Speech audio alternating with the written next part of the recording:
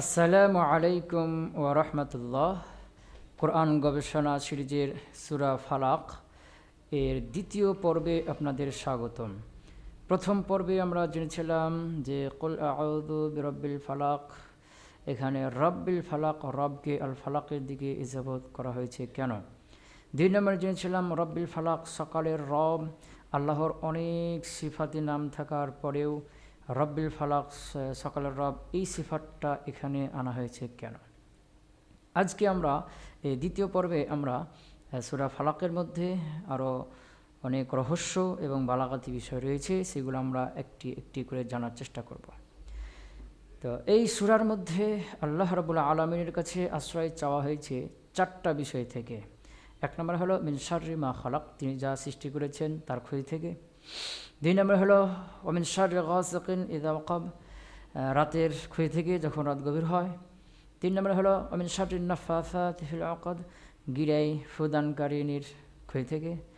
চার নম্বর হলো ওমিন শাররি হাসিদিন ইযা হাসাদ, হিংসাকারী যখন হিংসা করে তার ক্ষতি থেকে। তো এই চারটা ক্ষতি থেকে আল্লাহর কাছে ক্ষমা আশ্রয় চাওয়ার জন্য আল্লাহ রাব্বুল আলামিন এখানে প্রত্যেকটার শুরুতে মিন হরফে জার উল্লেখ করেছেন। একটু ভালো করে খেয়াল করবেন যে এখানে প্রত্যেকটা শুরুতে মিন শব্দটা রয়েছে, অথচ মিন প্রথমে একবার আনার পরে পরের তিনটা মিন আনার কোনো প্রয়োজন ছিল না। যদি এভাবে বলতেন যে মিন শাররি মা খালাক ওয়া শাররি গাসিকিন ইযা ওয়াকাব ওয়া শাররিন নাফাসাতি ফিল উকাদ ওয়া শাররি হাসিদিন ইযা হাসাদ, এভাবে বলতেন তাহলে কিন্তু হয়ে যেত, তখন এই সবগুলো আত্ম হয়ে যেত শাররি মা খালাকের উপরে। কিন্তু আল্লাহ রাব্বুল আলামিন প্রত্যেকটা শুরুতে মিন এনেছেন। তো শেষের যে তিন মিন, এই তিন মিন হলো জায়দা। তো এরকমটা কেন? এরকমটা আপনার তাকিদ বোঝানোর জন্য, গুরুত্ব বোঝানোর জন্য। যেমন আপনি আপনার ছেলেকে বললেন জায়েদ, বকর, খালেদ, এই তিনজন থেকে তুমি দূরে থাকো। তো তিনজনের নাম একসাথে বলে আপনি বললেন এই তিনজন থেকে দূরে থাকো। এখন আপনার ছেলে তিনজন থেকে দূরে থাকবে। হ্যাঁ, কিন্তু আপনি একটু তাকিদ দেওয়ার জন্য আবার এই কথাটিকে অন্য ভঙ্গিমায় বললেন যে জায়েদ থেকে, খালেদ থেকে, মাজেদ থেকে তুমি বিরত থাকবে, মানে প্রত্যেকের সাথে থেকে থেকে এই শব্দটা লাগিয়ে দিলেন। এটা দ্বারা বোঝালেন যে প্রত্যেকের থেকেই তোমাকে দূরে থাকতে হবে, এ তাকিদ বোঝালেন। এখানে আল্লাহ রাব্বুল আলামিন প্রত্যেকটা শুরুতে মিন শব্দ ব্যবহার করে প্রত্যেকটা থেকেই আশ্রয় চাওয়া হয়েছে, এই ব্যাপারে তাকিদ দেওয়া হয়েছে যে মিন শাররি মা খালাক, তিনি যা সৃষ্টি করেছেন তার ক্ষতি থেকে আশ্রয় চাচ্ছি। ওয়া মিন শাররি গাসিকিন ইযা ওয়াকাব, রাতের ক্ষতি থেকে যখন রাত গভীর হয় তার ক্ষতি থেকে আশ্রয় চাচ্ছি। ওয়া মিন শাররিন নাফাসাতি ফিল উকাদ, গিরায় ফুদানকারিনীর ক্ষতি থেকেও আশ্রয় চাচ্ছি। ওয়া মিন শাররি হাসিদিন ইযা হাসাদ, হিংসাকারী যখন হিংসা করে তার ক্ষতি থেকেও আশ্রয় চাচ্ছি। প্রত্যেকটার ক্ষেত্রে মিন দিয়ে আল্লাহ তাকিদ, গুরুত্ব বুঝালেন। এক নম্বর বিষয়। দুই নম্বর বিষয়ে লক্ষ্য করুন, প্রত্যেকটা শুরুতে সারণ শব্দ রয়েছে। সারণ মানে অকল্যাণ, ক্ষতি, অথচ প্রত্যেকটা শুরুতে সারণ শব্দ দরকার ছিল না। প্রথমে একবার নিয়ে আসার পরে শেষের তিন সার শব্দ নিয়ে আসার কোনো প্রয়োজন ছিল না। যদি আল্লাহ এভাবে বলতেন তা হতো যে মিন শাররি মা খালাক ওয়া গাসিকিন ইযা ওয়াকাব ওয়া মিন ওয়ান নাফাসাতি ফিল উকাদ ওয়া হাসিদিন ইযা হাসাদ, তখন এই প্রত্যেকটা আত্ম হয়ে যেত মা খালাকা এর উপরে। কিন্তু আল্লাহ রাব্বুল আলামিন প্রত্যেকটা শুরুতে সারণ শব্দ এনেছেন। আর এটার ফলে এখানকার জুমলাগুলো একটু লম্বা হয়েছে। এটাকে বালাগাতের ভাষায় বলা হয় ইতনাব, অর্থাৎ কথা একটু লম্বা করে বলা। তো এরকম প্রত্যেকটা শুরুতে সারণ শব্দ আনা হলো কেন? এর রহস্যটা কি?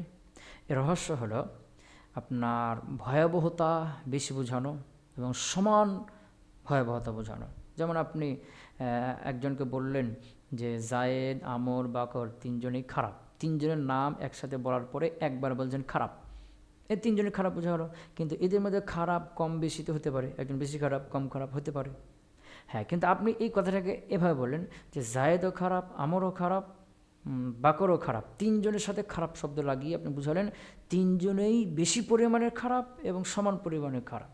তো এখানে আল্লাহ রাব্বুল আলামিন প্রত্যেকটা শুরুতে সাধারণ শব্দ নিয়ে এসে বোঝাচ্ছেন যে এই চারটেই হলো ভয়াবহ ধরনের খারাপ, বেশি ক্ষতিকর এবং সমান পর্যায়ের ক্ষতিকর। মিন শাররি মা খালাক, তিনি যা সৃষ্টি করেছেন তার ক্ষতি থেকে। মিন শাররি গাসিকিন ইযা ওয়াকাব, রাতের ক্ষতি থেকে যখন রাত গভীর হয়। মিন শাররি নাফাসাতি ফিল উকাদ, বিদায় প্রদানকারীর ক্ষতি থেকে। মিন শাররি হাসিদিন হাসাদ, হিংসা করে তার ক্ষতি থেকে। প্রত্যেকেই সমান পর্যায়ে ভয়ঙ্কর ক্ষতিকর এবং সম পর্যায়ে ক্ষতিকর। 2 নম্বর বিষয়। 3 নম্বর বিষয় লক্ষ্য করেন, এখানে যে প্রথম যেটা থেকে আশ্রয় চাওয়া হয়েছে সেটা হলো মিন শাররি মা খালাক। এ মা হলো ইসমে মৌসুল, যার অর্থ হলো যা, অথচ জ আকার যা। এটা ব্যাপক অর্থবোধক শব্দ, সকলকে সামিল করে।